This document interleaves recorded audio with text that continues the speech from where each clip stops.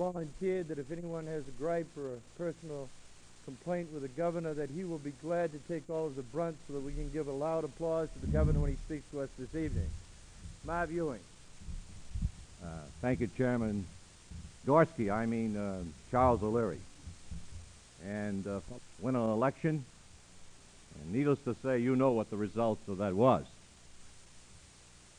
But I recall very strongly my remarks to you right from this very podium.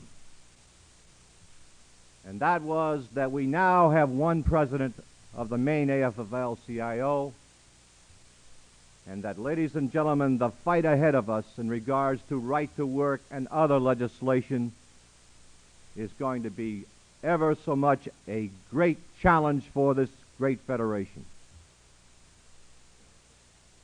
We didn't have a crystal ball 2 years ago, but how true that has developed. And how true it is today that labor people across this state and across this nation must stand together and not look at the one-issue things that may affect them in a roundabout way. But I submit to you, ladies and gentlemen, and brothers and sisters, that we should return to the issues that are labor-orientated and affect your members and the workers of this country. I think that's important, that we look at that kind of record. And I think it's a distinct honor that he's bestowed upon me, Brother O'Leary.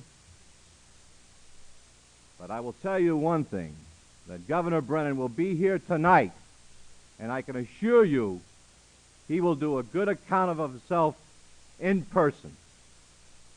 So if you have any gripes, I'll listen to them, but I think that you will find that he too will be more than willing to listen to your complaints and see what can be done about them. All I will say about that is that I would hope that each and every one of you will take a look at the overall record of Governor Brennan.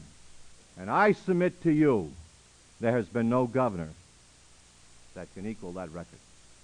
But he will be here tonight to give his own account.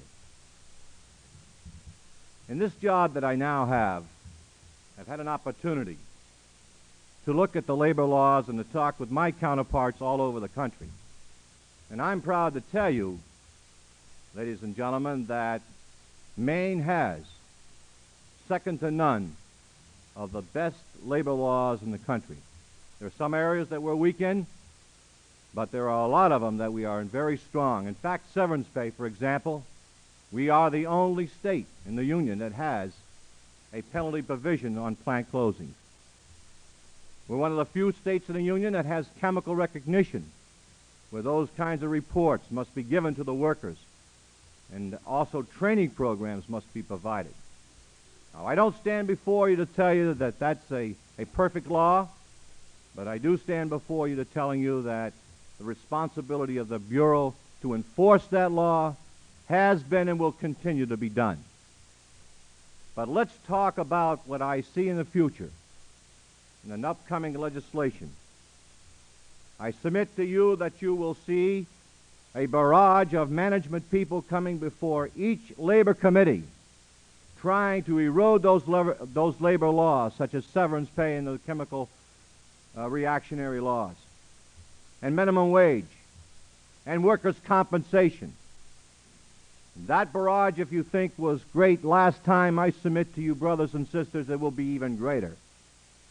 And the way that we can counteract that is by more cooperation with Charlie O'Leary's office, the Maine AFL-CIO, and most importantly, that you people take an active role in the political game today of electing progressive legislators who will hear your plight. Because I say to you in all sincerity, that if that is not done, then the erosion of your rights as workers will continue to go in the wrong direction. It is imperative, ladies and gentlemen, that you unite yourself in such a strength that they cannot help but hear you, whether it be in Augusta or in Washington, D.C. That's about all I have to say. I certainly intend to be with you folks the rest of this convention. And once again, it's an indeed pleasure to be with some old friends, which I've known for most of my life, had the privilege of working with you on many hard and difficult roads. But in closing, let me just reiterate once again that our road is not going to get easier. In fact, it's going to get much more difficult. That's the hard facts. But the labor history, ladies and gentlemen, has always been that when our backs are to the wall, we are most united and we are most successful. Thank you. It's a great pleasure being with you once again.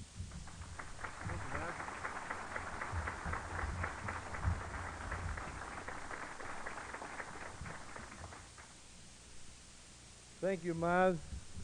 At this time, there's some coffee back there. The convention will recess for 10 minutes. And if I could see Arthur Gordon up forward, please, I'd appreciate it.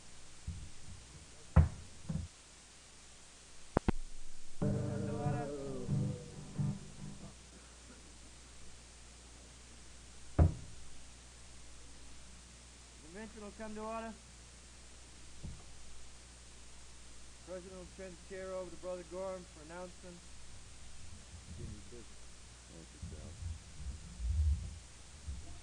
Before we get into the program here, we do have one pressing item labeled the Deputy's Derby, a continuing saga. It was 11 o'clock on the 28th of October on a rather gloomy day. The townspeople were anxiously awaiting the arrival of their mentor, heretofore referred to as the Deputy, to make his arrival. He finally showed up wearing a large, wide-brimmed fedora. Little did the townspeople know that in just a few short hours, one of the world's biggest mysteries would occur. The Derby disappeared. At this point, the Derby is in the land of the lost, and the Deputy has offered a $2 reward for the safe return of his hat. If anybody does see that hat sitting on somebody's head, don't get the wrong impression that the guy across the street with a funny hat is trying to sell something. It does belong to the delegate from Esme. And there is a $2 reward out for the hat. Would the Deputy please stand and be recognized so that we can see the head upon which the hat belongs?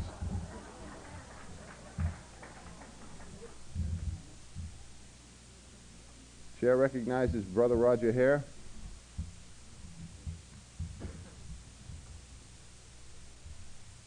Mr. Chairman, I would like to submit a resolution to the body, and it's my understanding it takes a two-thirds majority vote in order to have this resolution submitted into the committee for consideration.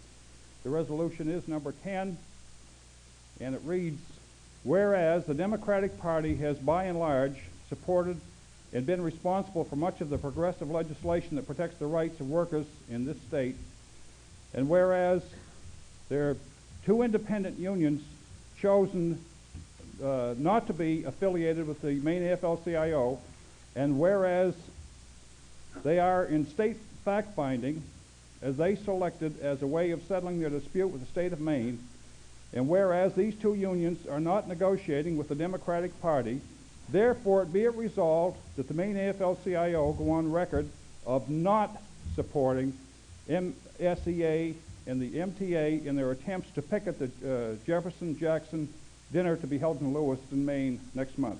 Submitted Roger Hare, International Association of Machinists, Local 1821. It's been moved and seconded that this resolution be referred to the Committee on Resolutions for consideration. Under the terms of the Constitution, it requires a two-thirds vote from the floor to get the resolution submitted at this point in time. Would those delegates who are in favor of referring this resolution to committee please stand?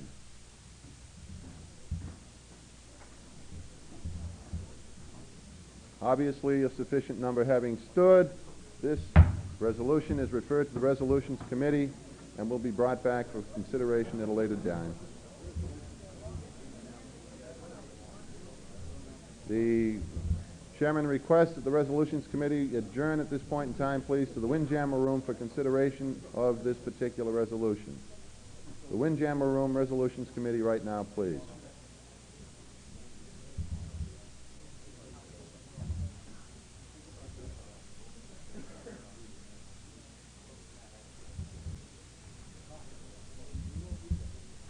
At this point in time, it gives me a great deal of pleasure to introduce to you the COPE Director for the New England region, Madeline Matchgill. Madeline.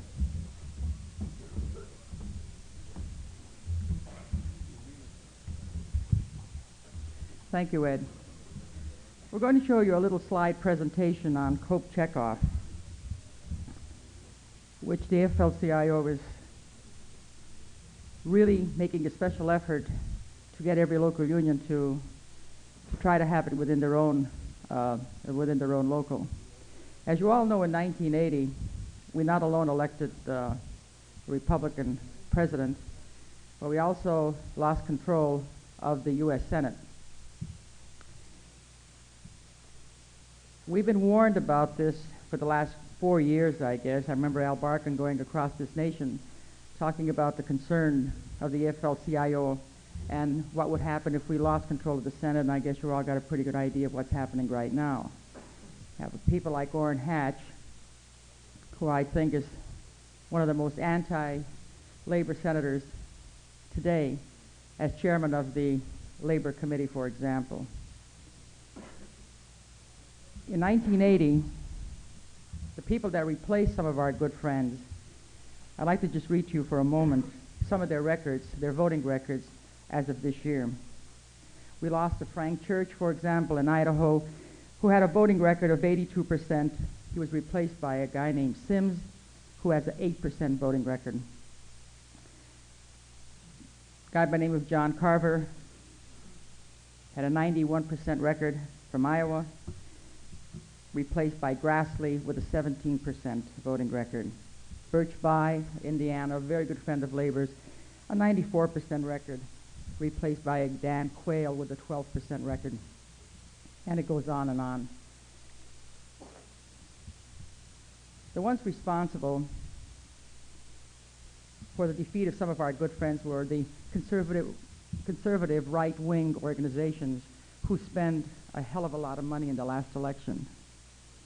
The corporate PACs and the right wing spent over $70 million compared to all of Labor, who spent about $13.5 million, or a 5-to-1 ratio. Money alone can't win elections, so we've got the people out there that they don't have, but we do need money.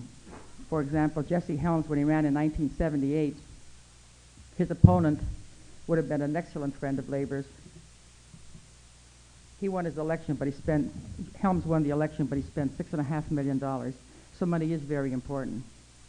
The right-wing organizations this year have now targeted your own Senator Mitchell for defeat next year, and another good friend, Senator Kennedy in Massachusetts, and even a Republican who is a good friend of Labor's with about a 70% voting record, Bob Stafford up in Vermont, and a Lowell Weicker in Connecticut who has an 81% voting record, another Republican. These 4 senators have been targeted for defeat, as I said, in 1982. And in Connecticut, the National Conservative Political Action Committee, better known as NCPAC, headed up by a guy named Terry Dolan, who comes from Connecticut, has already made the announcement 2 weeks ago that they're going to spend more than $200,000 to defeat Senator Weicker.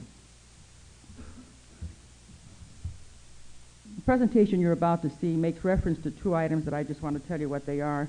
They tell you to write to National COPE for them, and I just want to tell you that's not necessary. The Maine Labor Council will have them in supply. One of them is a manual, which is excellent, but we're even updating it further. And Ken Morgan will have these in supply in about 2 weeks, so if you want them before you leave here, let Ken know, and he'll send it out to you. And it makes reference also the list of corporations who have political action checkoff for their management. In other words, if your company, your corporation, or a subsidiary of a corporation has checkoff, then they automatically have to give it to you so you can have it with your members. This is the list of all the corporations in the country that have COPE checkoff. I'll leave this with Ken, or I'll have it around myself, so if you want to talk to me before the convention's over and look it over and see if your corporation is on here, it'll be available, and if I don't have it, Ken will have it. Now we'll have the presentation. Thank you very much.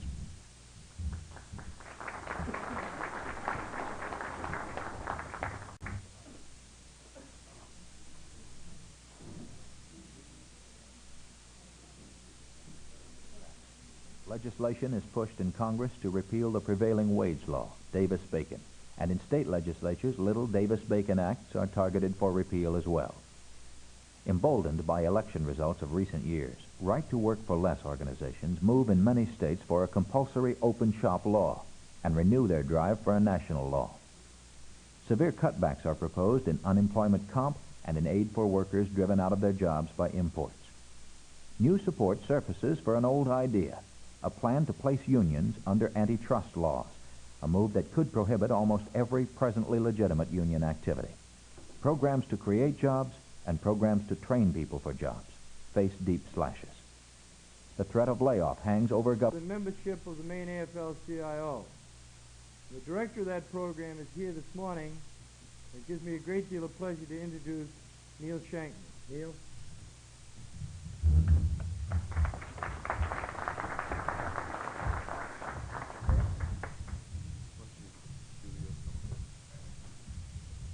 I'd just like to say a couple of words about Neil before he gets started. Neil is a former staff attorney with Pine Tree Legal Assistance in the state of Maine. I think that you're all probably aware of the fact that under the President's block grant programs and budget cutbacks, legal services for the poor in this country have been pretty well butchered. And there have been some severe cutbacks at Pine Tree Legal Services and for legal services for the poor everywhere in the country. At the time we put this project together with Neil for the prepaid legal services program, there were no unionized law firms in the state that would handle this sort of thing. Since Neil has started his operation, however, changes at the existing legal services operation have resulted in two operations, Down East Services and Pine Tree itself, which are now handling legal work that they did not handle before. Both of these are organized, and I'm sure that at some point down the line, Neil's organization is going to get organized or he's going to be out. But I've had the opportunity over the last 3 years to work with Neil at the legislature while he represented the interests of Pine Tree Legal. He was also working at times with us to help us with many of the problems that we had at the legislature. I have full faith and confidence in Neil's ability to fulfill his commitments under this program. And I think that after his talk, all of you will come up with the $35 necessary to join the prepaid legal services program. At this point in time, I'd like to turn it over to Neil Shankman. Thank you, Eddie. Thank you, Charlie. And I'm very pleased to be here this afternoon, this morning. Around 2 years ago, I started working with a number of other attorneys who were not connected to Pine Tree Legal on the concept of setting up a legal clinic, a series of legal clinics and a prepaid program. The idea being that if you were very poor, you could go to Pine Tree Legal. If you were very rich, you could go to any law firm in the state. But people in the middle were caught between the rock and a hard place, and it simply wasn't fair. The idea behind Legal Clinics of Maine was to reach out and deal with some of the problems that people had in dealing with lawyers. There are two key problems that people have identified over the years. One, that lawyers are not affordable, and two, that lawyers are not accessible. So in starting up Legal Clinics of Maine, we wanted to locate in shopping centers, to go where people were. We wanted people to have an idea that we were not going to stand back behind a fancy desk and require them to bow down to us with enormous amounts of money before we would give them any advice at all. Tried to make people comfortable with us, give them a certain sense that they will get quality services without going through some of the formalities that have traditionally been attached to law firms. Legal Clinics of Maine has 3 offices, one in South Portland at the Mill Creek Shopping Center, one at the Promenade Mall in Lewiston, one at the Airport Mall in Bangor.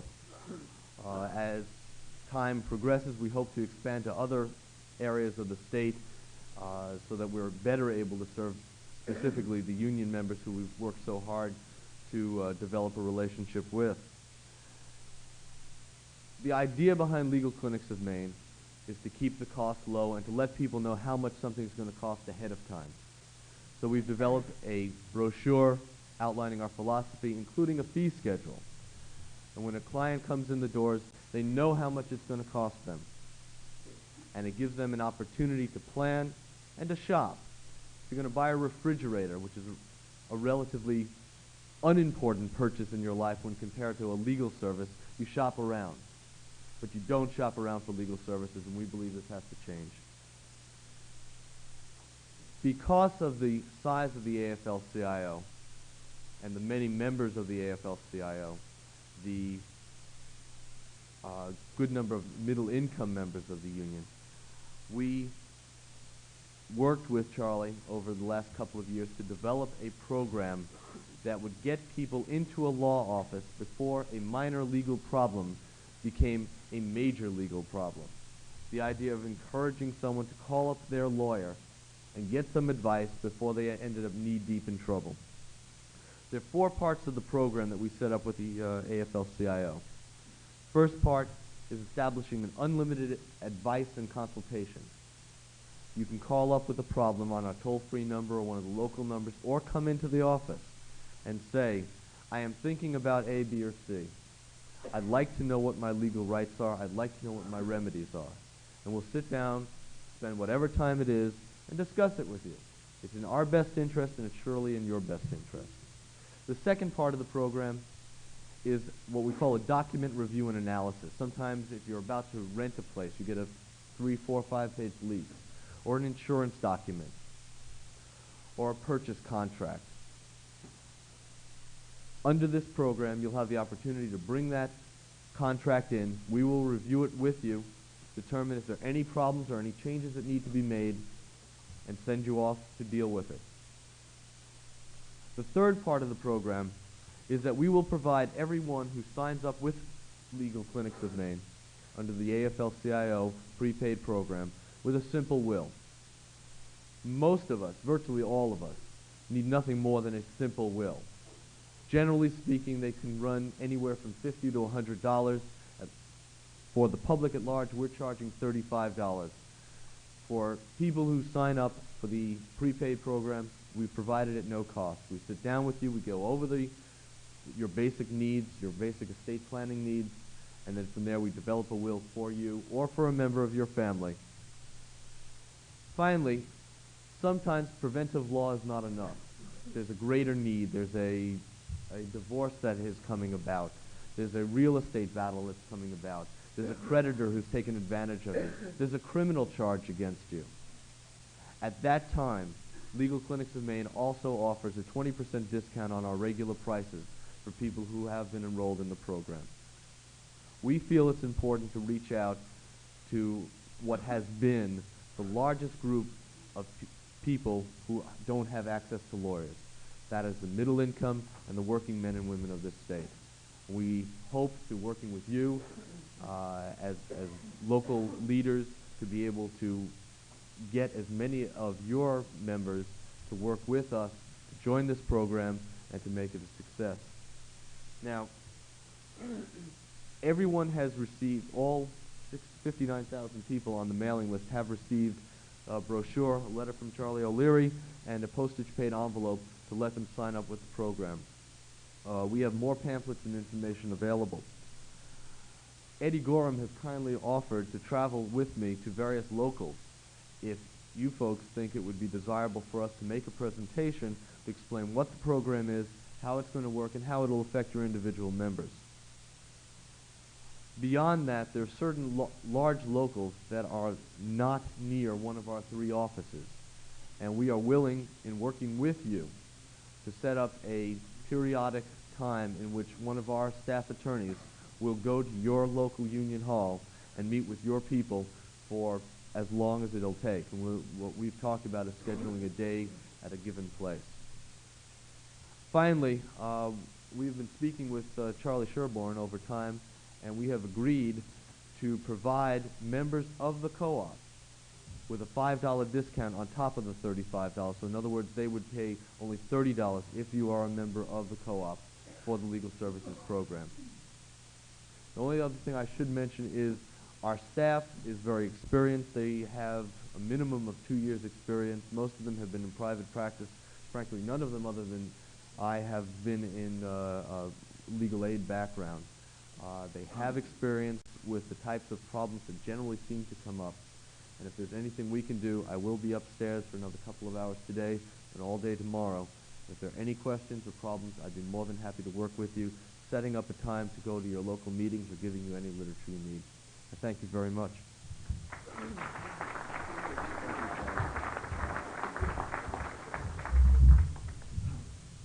Thank you, Neil. At this time, I'd call upon Brother Gorham, Chairman of the Credentials Committee, to bring us up to date on any changes that may have occurred.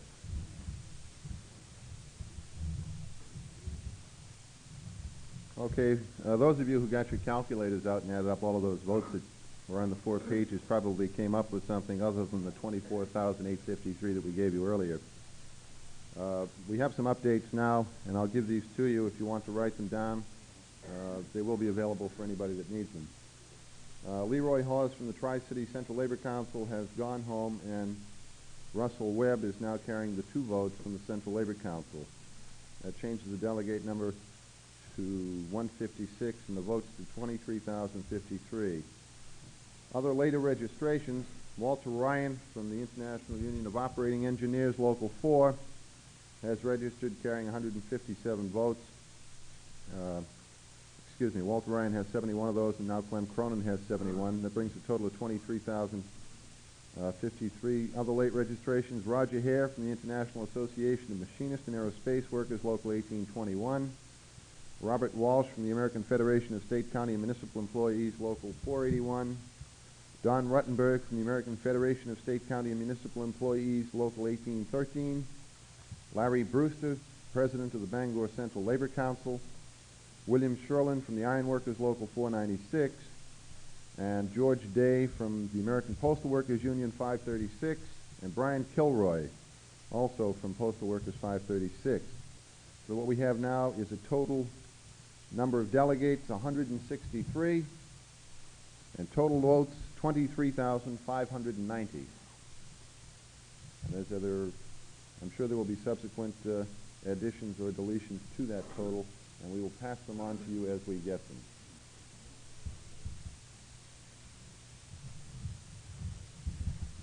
Thank you, Brother Gorham.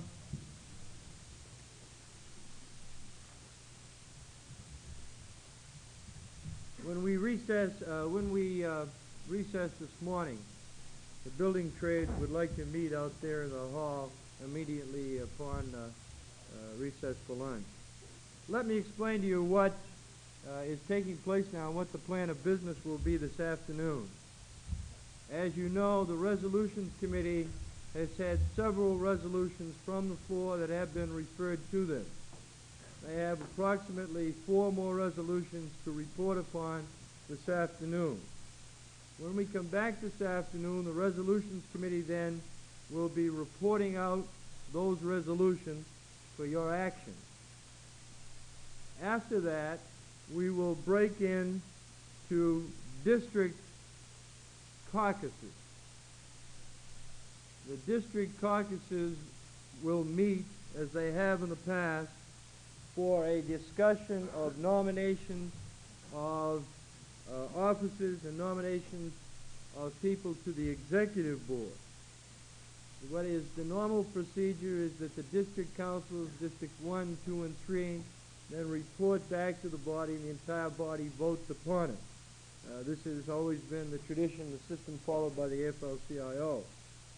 So the district caucuses will be meeting after we deal with resolution. When the district caucuses have completed their business, we will then have the nomination of officers this afternoon for the position of Secretary-Treasurer before the entire executive board. Then tonight, of course, as you know, we have the banquet, and tomorrow morning we will be voting first thing on the officers and the executive board.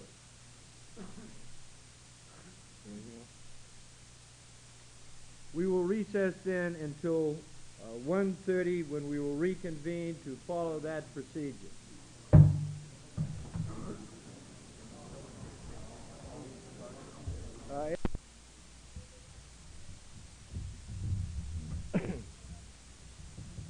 I would ask you at this time to recognize and give a warm welcome to a very good friend of ours, a very tough fighter for labor's cause, and someone that was a tremendous help to us, has been in the 110th legislature. At this time, please give a good welcome to our friend Representative Edie Bullier from Portland. Edie?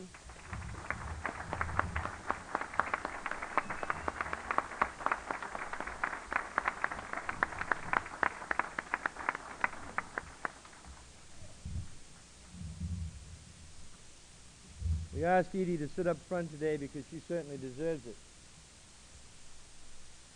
At this time, I'd ask Gail Halfkenny. Is Gail in the hall?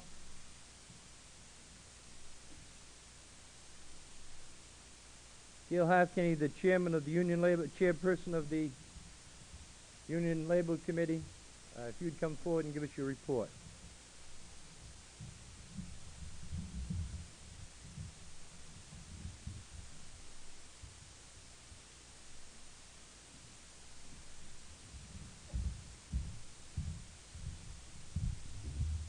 Thank you, brothers and sisters.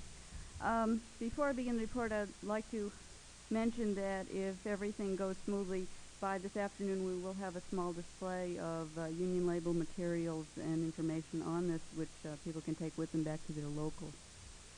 I'd like to refer you to page 18 of your Constitution, the duties of the Committee on Union Label.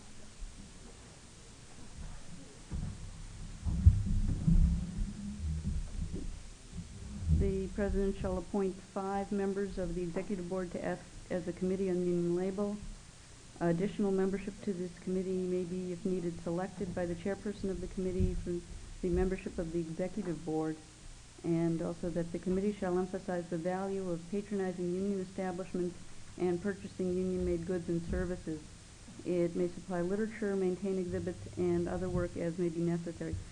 And I think you all probably know that we've had some difficulty getting this committee to function as a body, a committee from the AFL-CIO, and rereading that, and thinking about how these problems can be corrected, we, as a committee, came up with what we would call recommendations to the Executive Board.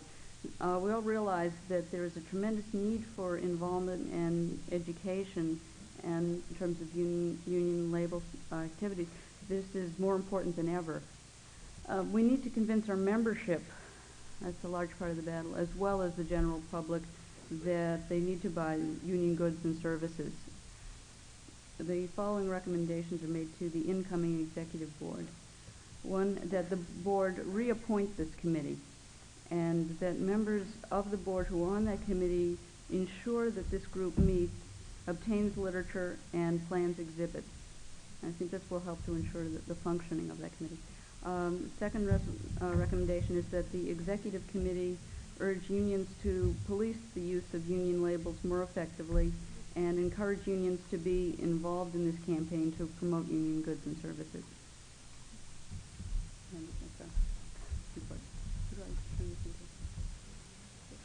Thank you, sister.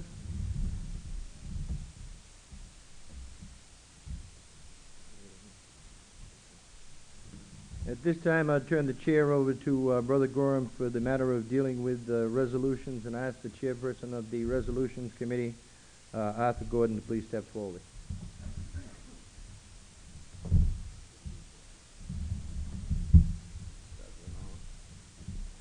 We will now hear from the chairman of the Resolutions Committee in regard to the 4 resolutions that we still have before us. Arthur Gordon.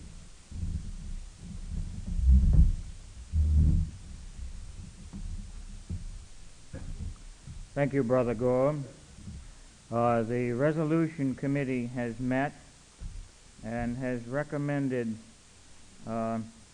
recommendations pertaining to Resolution 7, and we are submitting that under new draft. It has been amended. You, I believe, have that amendment before you. I will read simply the resolve: that the Maine AFL-CIO urge all local unions in the state to encourage their members to vote in favor of referendum question number 1 on the Maine ballot. it further be resolved that the state's Mini Davis-Bacon Act govern the expenditure of state and local monies in the construction of these facilities. This is not a unanimous opinion of the committee. It's the majority opinion of the committee. And this resolve comes to you from the executive board of this body. And I will turn the chair back over to the chairman. Resolutions Committee has made its recommendation on Resolution 7. What is the wish of the body? Chair recognizes the delegate in the rear.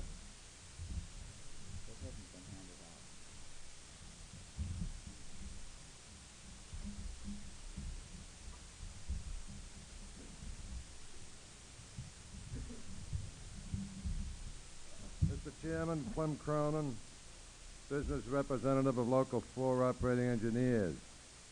And I've been asked and delegated by the Maine State Building Trades to offer this resolve or amendment to the resolution. Prior to commenting on the resolution or the resolve, I would like to review some of our recent activities, as most of you know, against the largest outstanding non-union contractor within the state. And I'm commenting now about militant action early last fall, or this fall rather, against the Chiembro Corporation at Madison. Now this was on 3 different occasions, and perhaps you're aware that it did lead to legal action by the company, and also actions elsewhere, such as Rumford against the notorious Daniel Company, who made all sorts of pie-in-the-sky promises, I might add, that it would mean an abundance of employment opportunities for resident workmen in the state of Maine. And this was a falsehood, as we all know. So, Mr. Chairman, I would like to offer this amendment to the resolution. Resolve that construction wage rates paid on the proposed expansion of the Portland facility shall be not less than the prevailing wages in Portland, added, and that such rates shall be strictly enforced by the appropriate authorities. And be that further resolved that the OSHA and all other laws, rules, and regulations pertaining to construction be likewise strictly enforced and be adhered to. Resolved that the construction and its offices. The convention and its offices to make every effort to bring about a meeting between the management of the Barth Iron Works and the Maine Building and Construction Trades Council prior to any proposal calling for construction of any phase of the proposed expansion. And I so move, Mr. Chairman. Is there a second to the amendment? All right, it's been moved and seconded that the resolution, as Brother Gordon read it, be amended by the language from the Building Trades Council. Is there any further discussion on the proposed amendment?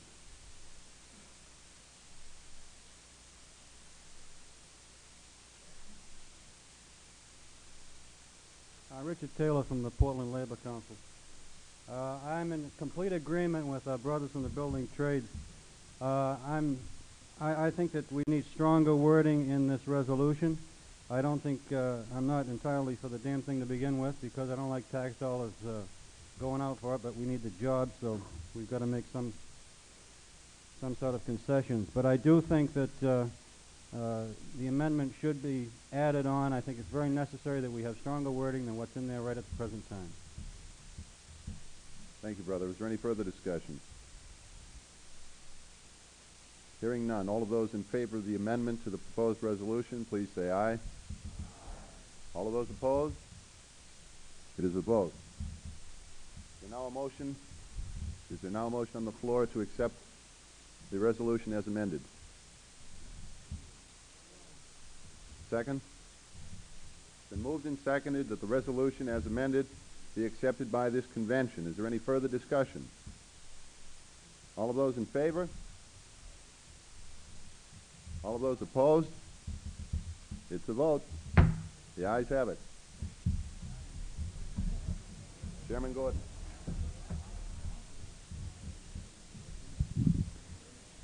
Resolution number 8. This is the resolution pertaining to the Airline Pilots Association. Therefore be it resolved that the Maine AFL condemns the anti-union practices of the New York Air and urges its members to boycott New York Air. This was submitted by request without recommendation from the board. It is the unanimous opinion of the resolution committee that this not be adopted, and I will comment on that briefly. It's the opinion of the resolution committee that we should not fly, period. It is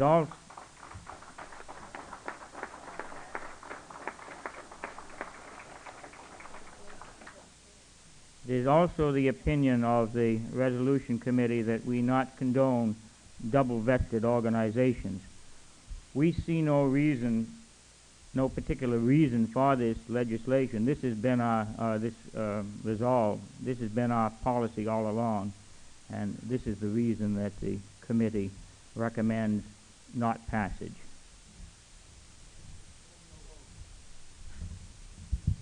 It has been moved and seconded that resolution number 11, resolution number 8 dealing with the New York Air be not passed. Is there any further discussion on this? All those in favor of defeating this resolution, please say aye. Aye. All those opposed? It's a vote. The ayes have it. Arthur?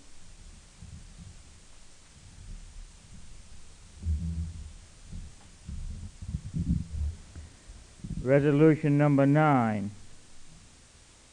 It be resolved that the Maine AFL-CIO and its affiliate locals support the newly formed chapter of the Coalition of Labor Union Women. And it further be resolved that the locals and individual members be urged to join the Coalition of Labor Union Women and participate in their activities. The committee unanimously recommends this passage.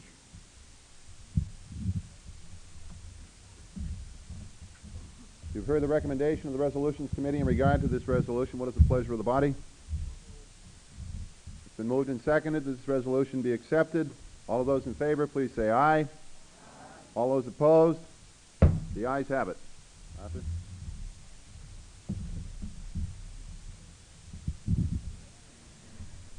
Resolution number 10. And with your indulgence, I'll comment on this one. My good friend Roger Hare from the Machinist asked me this morning the policy and procedure of submitting a resolve.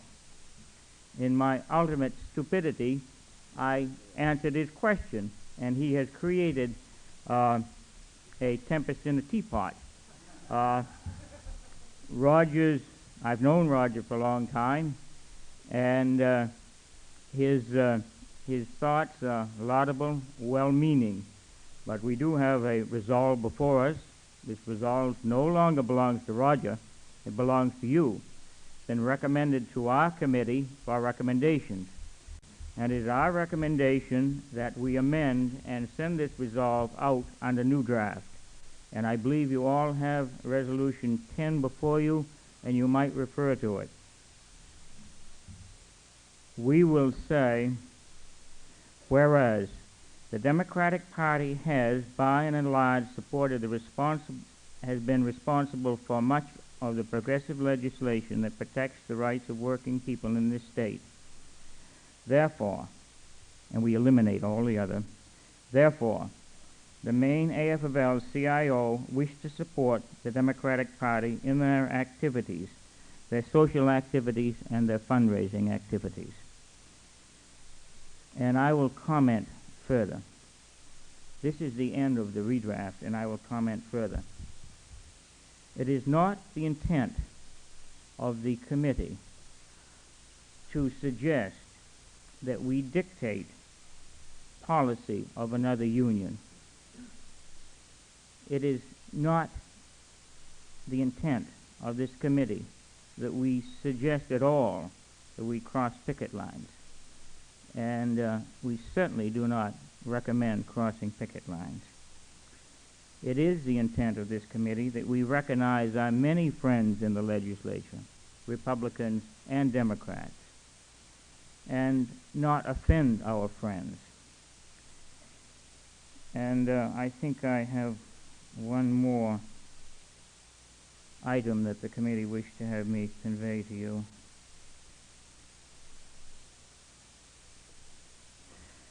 Yes, that the AFL-CIO does wish to emphasize that the Democratic Party has been a good friend of labor.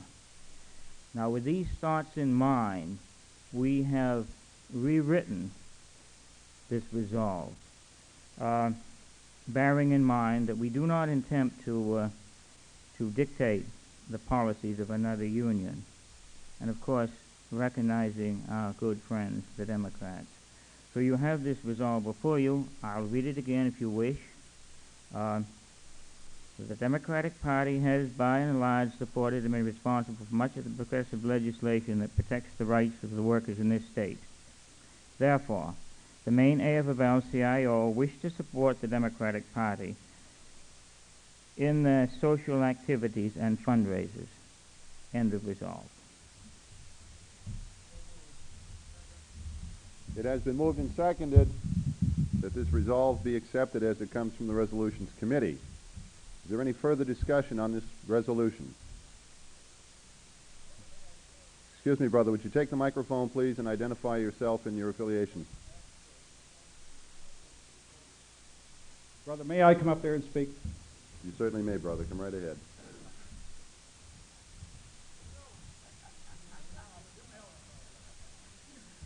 But I'm going to hold the gavel, Roger.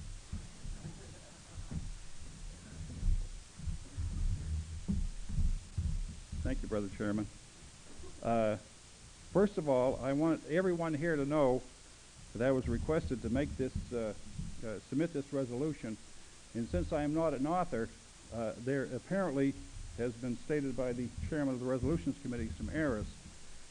But I want to point out two things, is that I've been around for a few years, and there's probably 90% of you in this room that has never seen me, and if I didn't do something of controversy, you would never probably have the chance to know who I was. So consequently, now that I've got that out of the way, thank you, Gary, I appreciate that applause. At least I have one friend up there. I want to explain why that this was submitted. I am a member of the Maine State Democratic Committee. A week ago last Sunday, this subject matter became knowledge to me for the first time. And it was brought on the floor by our state chairman, Barry Hobbins. And I was requested at that point in time to see if I would get in touch with the two labor organizations involved to see if they would withdraw their suggested picket lines, because this J.J. dinner is one of the very, very few ways that the Democratic Party has to support its activities. there is approximately, and I'm not sure of the exact number, but there's approximately 8 members of the Maine legislature that is on the State Democratic Committee of a total of 49 people. Neil Rowe, those of you that know him, has been a strong, strong supporter of the trade labor movement for a long period of time. And Neil, after a certain amount of debate, got up and he made, in my opinion, a very, very moving speech.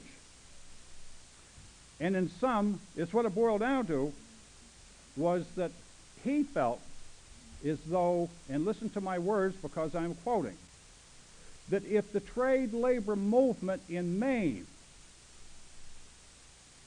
sees fit to cut off the only source of revenue that we have as a party and we use to grow on and we use to assist the trade labor movement, maybe some of us should reassess and look a little bit harder towards some of the things that we are requested from the trade labor movement. Now, I'm not one that, or at least I feel as though that I'm not one that likes to get involved in the pressures of political, the political movement, and especially the Democratic movement, to attempt to sway my trade unionist thinking. Now, for those of you that may feel as though that resolve is suggesting that Roger Hare is telling you or wants you to vote on not crossing the picket line, you're mistaken. Because I will not cross the picket line. I have tickets for sale to the JJ dinner and will not sell one of those tickets to you or anyone else until I find out whether there's going to be a picket line go up. I will not purchase one of those tickets myself. I will be going to the JJ dinner. If there is a picket line, I will leave. If there's a picket line that goes up after I go inside the building, I will get up and leave. So don't misread what I'm saying. I have apologized, probably because of the bad writing, and I'm most certainly acceptable to a change. I don't think that the change that the committee has come back in with is quite strong enough, because if Brother Neil Rowe, and he has support of at least the other 5 legislators that was in the room, you know some of them, and somewhere I have their names here, Barry Hobbins, Dick Davies, Senator Barbara Trafton, and Norm Nelson were in the room, and they spoke and supported Neil Rowe.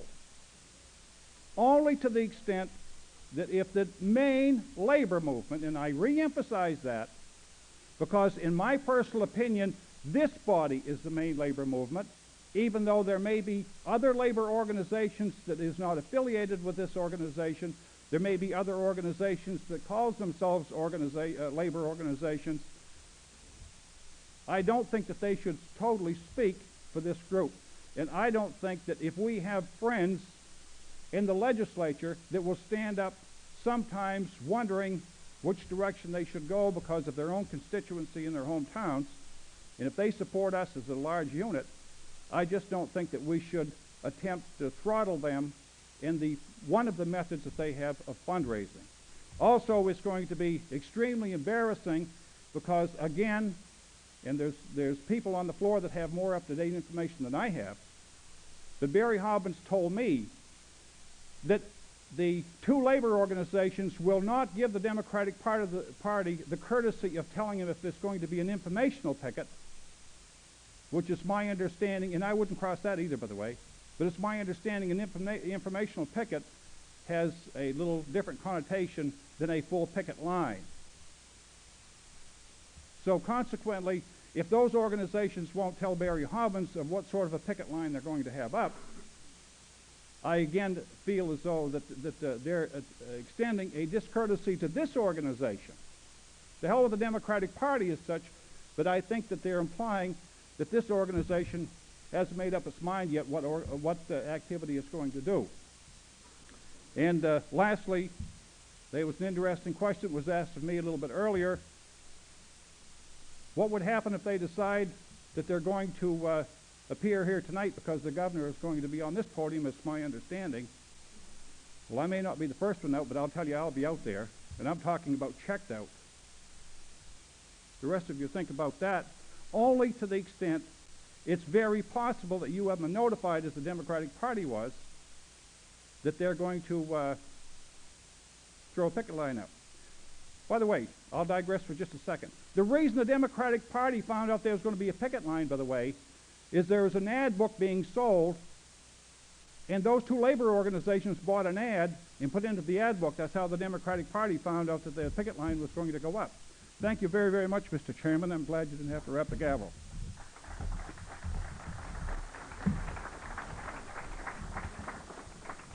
Thank you, Brother Hare. Is there further discussion on this resolution?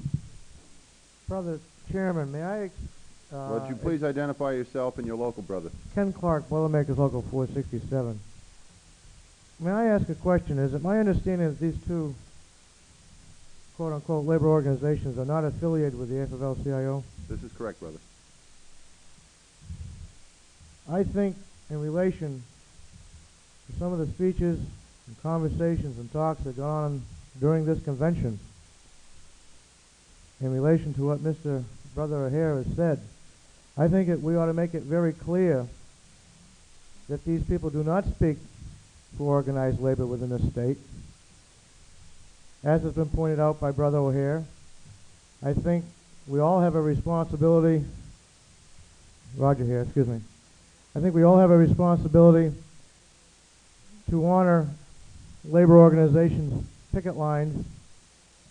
I also think that we have a responsibility to remind organizations that are not affiliated with the AFL-CIO that there is a benefit in the strength and unity of being affiliated, and that this is one way that they can come and present and redress their issues and gain support. And I personally am in favor of the resolution the way it was originally submitted, and I recommend that we not adopt the change made by the Resolution Committee. Is there any further discussion? Yes, Kevin Sullivan, Local 385 of the United Food and Commercial Workers Union. When I first heard of the resolution, I sat down after lunch and was trying to put together some thoughts that I had regarding this situation. When I first read in the paper the plans that the MSEA and the Maine Teachers Association had plans for picketing Governor Brennan and the Democrats, I could only think of those unions last year that endorsed Ronald Reagan over Jimmy Carter because they weren't satisfied with some of the policies that Jimmy Carter had, or the fact that there's things that they wanted that they didn't get. Some of the unions that are affiliated with the AFL-CIO, some that are unaffiliated. We saw in the end what Ronald Reagan gave those who supported him, let alone those who didn't support him, the ones that supported them, what the Reagan philosophy is. Now we've got a situation here where we have a man, Governor Joe Brennan, who I voted for and supported, who, while maybe there are things that Joe Brennan does that aren't exactly perfect or the way we'd like to see them, Joe Brennan's record, Joe Brennan's administration, has always supported all of us, the working men and women. Now, the MSEA, who have chosen not to affiliate with the AFL-CIO, and the MTA, who also are not affiliated, have a gripe to pick with Joe Brennan. So they're going to throw up a picket line. Now, I have my thoughts, and it would be personal thoughts about whether to cross a picket line, even if I go to the dinner or not, which I hadn't planned on going. But I grew up in the 60s where I used to see bumper stickers that said, America, right or wrong. Now, is it a philosophy of the AFL-CIO, or us as labor people, that no matter what any labor organization does, whether we feel it's right or wrong, we're going to support them? Because we have very few friends left, and my viewing said it, other people have said it, the road ahead is going to be rough. So why not cut the hand that feeds us, because we want to prove a point. The way that the MSEA is going, they may turn around next year and endorse a Charlie Cragen or a Sherry Huber or a Dick Pierce. If that's what they want to do, do it. They should see what happens to those who have gone against the Democrats and gone Republicans. I saw a little movie yesterday about the mice that kept electing the cat. Well, we know who the cats are. We may be mice, but maybe together as mice we're strong. But let's not be stupid enough to fall into the hands of the cats, because they're sitting back there. I mean, they're bigger than us. They're above here watching, saying, hey, look at these people. Keep them divided, keep them split. I think we're making a serious mistake for anyone to go along with the MSCA or the MTA in this situation. I think, well, we should make up our minds. Are we going to take an action and say, yes, we're going to support them because they're another union? Whether it's right or wrong, it's a picket line, we're going to endorse it. If right to work goes to a picket line, we're going to cross a right to work picket line because of picket line? No, because we don't believe what right to work says. Well, let's look at what the MTA and the MSCA want us to support. Is it right or is it wrong? And that's something we have to evaluate. Everyone here can make up the decision. I know for one thing, it's barely been touched upon, and maybe it's something that in the future we should address. All of us here are representatives. I represent a local union. We have about 13 companies under contract. And when I go out into the plants and the stores that I service and talk to the people, these are union people, and everyone knows it. How many of our own union members supported people that the unions endorsed? How much clout do we, the unions, have? Is it like the old days where we could guarantee anything? We're lucky if we can guarantee 50% of the people that we represent, 50% to vote, let alone to vote the way that we want. I think we better look right in our own backyard and see what we've got for support, the policies that we support, the programs that we endorse. Oh, they're good. I mean, we're out to help the working people, even the unorganized people. But some of the programs and things that we support are a little off base. And I think we've got to pull back a little bit and solidify. Because we are strong, we've got numbers. But let's make the numbers strong. If we've got 100, let's make it 100 sure. Not 50 maybe, not 40. And I think this whole thing here with a situation with the MSCA and the MTA, they've got their own bone to pick with the governor. And that's a bone that they can pick, and that through collective bargaining, hopefully this thing can be resolved. But let's not get in there and kill our friends, because we're going to need them. They might not be perfect, but we can depend a hell of a lot more from Joe Brennan and from the Democrats than we can from Charlie Craig and some of the Republicans. And anyone here that thinks the Republicans are going to give us anything, then he might as well open the paper every day and they'll read what we'll get. Thank you.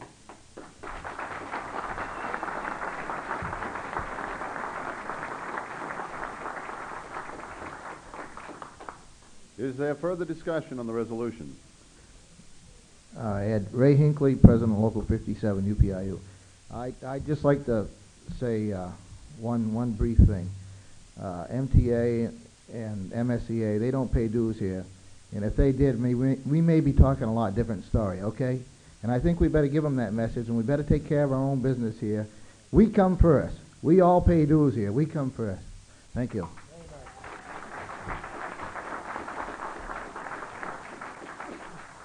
Is there further discussion of the resolution? Mr. Chairman, Ted Kimball, Local 7, Bricklayers. I'm only a little concerned as to what we intend with the language in the amended version when we say we'll support the Democrats in their fundraising activities. This is something that I think most of us have always consciously done. But my concern is if we're going to say on one hand that we're going to support the Democratic Party in relation to the issue we're talking about, the Jefferson-Jackson Day dinner, and then on the other hand we're going to show up there as union people and turn around and walk away if a picket line should happen to appear. I don't think that we ought to put ourselves in a position here as delegates assembled that saying we're going to support something that there's no damn way in the world we're going to be able to support if it happens. I think it ought to be considered, and I frankly think that this isn't the place for this type of a resolution at all. Thank you.